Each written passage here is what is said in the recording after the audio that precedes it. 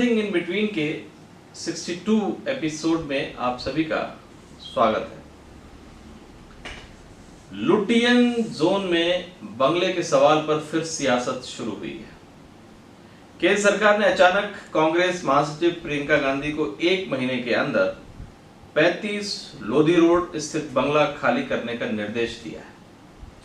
जाहिर है अब तक सुरक्षा कारणों से सरकारी बंगले में रह रही प्रियंका को मिले इस निर्देश पर सियासत उफान पर है।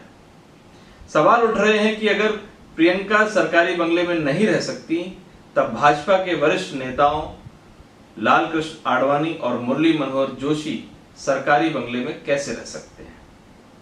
सवाल जायज है क्योंकि प्रियंका की तरह आडवाणी और जोशी भी नियमानुसार लुटियंस में बंगले के हकदार नहीं है। ये दोनों वरिष्ठ नेता भी प्रियंका की तरह संसद के किसी सदन के सदस्य नहीं है। जाहिर तौर पर पूरा मामला राजनीतिक है। प्रियंका को सरकारी आवास से बाहर निकाल लें और आडवाणी जोशी को आवास बचाए रखने की तैयारी सरकार ने बीते साल ही कर ली थी। इसके लिए सरकार ने पहले सार्वजनिक परिसर अनाधिकृत लोगों से बेदखली कानून 1971 में संशोधन किया। इस संशोधन के प्रावधान किया गया कि लुटियन में सरकारी आवास उन्हीं को मिलेगा जिन्हें एसपीजी सुरक्षा प्राप्त है।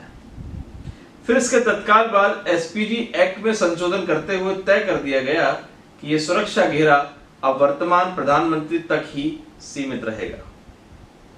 जाहिर तौर पर इन 2 संशोधनों के बाद प्रियंका ने लुटियन में सरकारी आवास का अधिकार खो दिया है।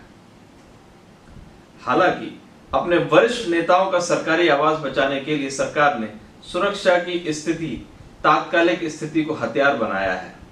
सरकार कहती है कि आडवाणी जोशी को सरकारी आवास सुरक्षा खतरों के मद्देनजर मिला है। गृह मंत्रालय को सुरक्षा संबंधी रिपोर्ट के आधार पर आवास एवं शहरी कार्य मंत्रालय को संभावित सुरक्षा खतरा झेलने वालों को आवास उपलब्ध कराने का निर्देश देने का अधिकार है। इसी अधिकार के तहत गृह मंत्रालय ने आडवाणी जोशी को सरकारी आवास उपलब्ध कराने का आदेश दिया है। अब ये किसी से छिपा नहीं है कि अपने लोगों को सुरक्षा देने के लिए सरकारें अतीत में किस किस तरह के हथकंडे अपनाती रही है।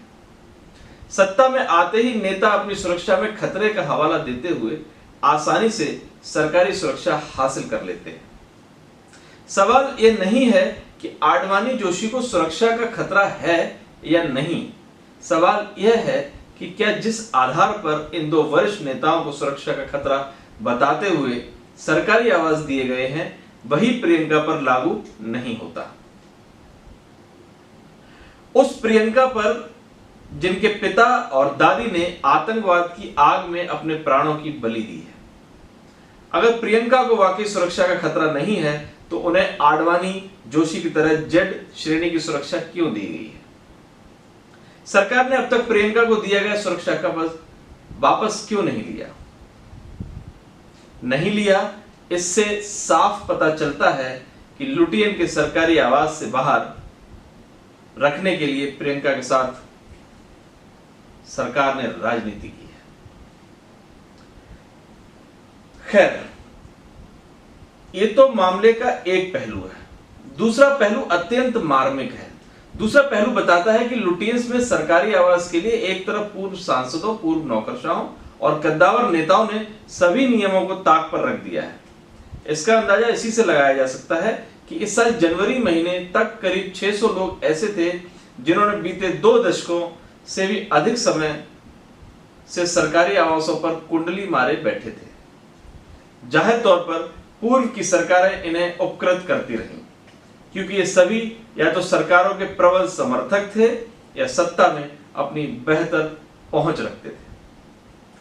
हालांकि इसी लुटियंस और इसी राजनीति का दूसरा पहलू भी है जो पुराने नेताओं की नैतिकता की भी कहानी कहता है। वरिष्ठ पत्रकार मनमोहन शर्मा कई बार कार्यवाहक प्रधानमंत्री और देश के गृह मंत्री रहे गुलजारी लाल नंदा से संबंधित एक मार्मिक वाक्य सुनाते हैं। वाकया साल 1993 का है। तब दक्षिण दिल्ली के एक बेहद साधारण मकान में किराए पर रह रहे नंदा दंपत्ति का सामान मकान मालिक ने किराया न मिलने के कारण सड़क पर फेंक दिया था। नंदा दंपत्ति बीते 3-4 दिनों से फुटपाथ पर रह रहे थे। पत्रकार शर्मा ने जब इस आशय की खबर पंजाब केसरी अखबार में छापी तो उस दौरान संसद का सत्र जारी था। इस खबर पर हंगामा मचा। नंदा दंपत्ति को सरकारी आवास देने की तैयारी शुरू हुई। वर्तमान दौर होता तो कोई भी नेता इस स्थिति से खुश होता, मगर नंदा ने पत्रकार मनमोहन शर्मा को कड़ी फटकार लगाई। फोन पर पत्रकार से पूछा कि उन्हें उनकी गरीबी का मजाक उड़ाने का अधिकार किसने दिया। नंदा दंपत्ति ने सरकारी आवास लेने से मना किया और अपनी पुत्री के पास अहमदाबाद चले गए, वहीं अंतिम सांस ली। दूसरा मामला भी पुराने नेताओं की उच्च नैतिक मापदंडों से जुड़ा है। दिग्गज नेता और कभी कांग्रेस के अध्यक्ष रहे आचार्य जेवी कृपलानी और उनकी पत्नी सुचेता कृपलानी को अपने जीवन का अंतिम समय वसंत कुंज के गैराज में बिताना पड़ा। अंतिम समय में उनके पास चाय पीने के भी पैसे नहीं थे। दुकानदारों ने उन्हें उधार देना बंद कर दिया था। कृपलानी के सियासी कद का अंदाजा लगाते हुए वर्तमान समय में यह अविश्वसनीय लगता है। उनकी पत्नी सुचेता केंद्र और उत्तर प्रदेश सरकार में कई बार मंत्री भी रही, उत्तर प्रदेश की मुख्यमंत्री भी रही, मगर उनके पास दिल्ली में रहने का कोई अपना ठिकाना नहीं था। स्वाभिमान ऐसा कि उस विषम परिस्थिति में भी कृपलानी दंपति ने अपनी सारी संपत्ति दान कर दी थी। बिहार के मुख्यमंत्री रहे भोला पासवान शास्त्री का परिवार के सदस्य वर्तमान में मनरेगा मजदूर हैं। पटना में आवास तो छोड़िए, फारबिसगंज स्थित उनके पैतृक स्थान पर उनकी घास फूस की झोपड़ी है। प्रधानमंत्री रहे लाल बहादुर शास्त्री जीवित रहते अपने कार की किश्त तक नहीं चुका पाए थे। बहरहाल सवाल राजनीति में आई भीषण गिरावट का है। देश की राजनीति नैतिक दृष्टि से शून्य हो गई है। सवाल है कि हम इस तरह की राजनीति में किस तरह के भारत का निर्माण कर सकेंगे, जहां हमारे नेतृत्वकर्ता लुटियन में एक अदद सरकारी आवास के लिए अपना सब कुछ दांव पर लगाने के लिए तैयार है, चाहे आडवाणी हो या जोशी या प्रियंका गांधी। देश को इनसे भी उच्च मापदंड स्थापित करने की आशा है। इनमें जोशी और प्रियंका के पास तो इसी राजधानी में अपना बड़ा मकान भी है। ऐसे में सवाल है कि फिर लुटियन में आवास के प्रति इतना मोह क्यों? जाहिर तौर पर लुटियंस का सरकारी आवास सियासत में ठसक पैदा करता है।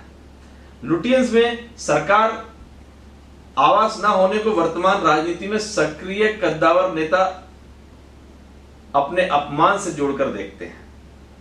यही ठसक सड़ी हुई राजनीति को जन्म देती है। देश को ऐसी राजनीति से छुटकारा दिलाने की जरूरत है, मगर सवाल है कि इसकी अगुवाई कौन करेगा, क्योंकि वर्तमान राजनीति में नैतिकता और नैतिक मापदंड सोने हीरे के उस आभूषण की तरह हैं जिन्हें समारोह में ही पहनने की परंपरा है। आज गुरु पूर्णिमा के इस अवसर पर मेरा आप सभी लोगों को साधुवाद। नमस्कार।